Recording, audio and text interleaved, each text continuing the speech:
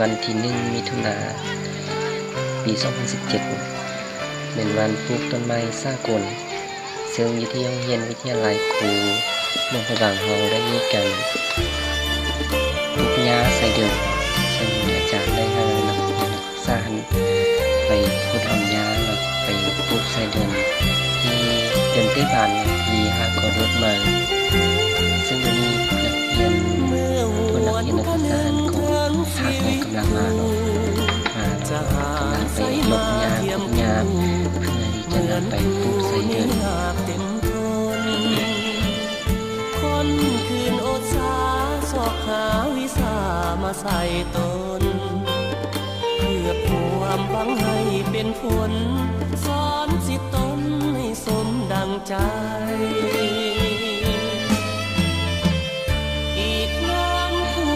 ซึ่งนี่เป็นนักเรียนห้องสอบ ICT มาซาห้องอื่นจะเอาจบส่วนมุมจบส่วนก็เลยมายืนนั่งอยู่ท่าจะมีห้องอื่นไปเขาเจ้าไปยาจนถึงประตูสอบ ICT พักกันนั่งอยู่ท่าเอาจบส่วนที่เคยได้ผ่านชีวิตนั้นแสนดนนานปากมันเป็นหน้าอดสู้แต่ก็พอใจเลื่อมใสในชีวิตคู่อุทิศจิตใจฝังอยู่เป็นคู่สู่อาวสานสุขล้ำดวงใจเกิดมาหนเดียวด้วยหัวใจมาโน้มเอียงสิ่งเดียวขอปรารถนา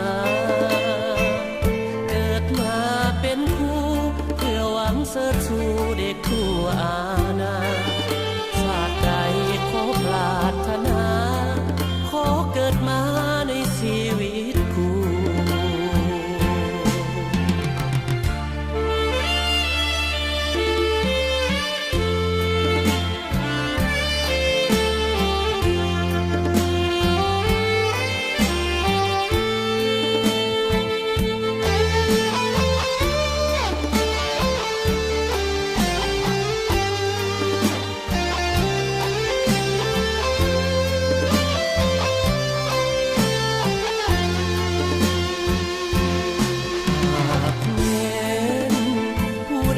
ที่เคยได้ผ่านชีวิตนั้นแสนดนนานปากมันเป็นหน้าอดสู้แต่ก็พอใจเลื่อมใสในชีวิตคู่อุทิศจิตใจฝังอยู่เป็นคู่สู่อาวสานสุขล้ำดวงใจ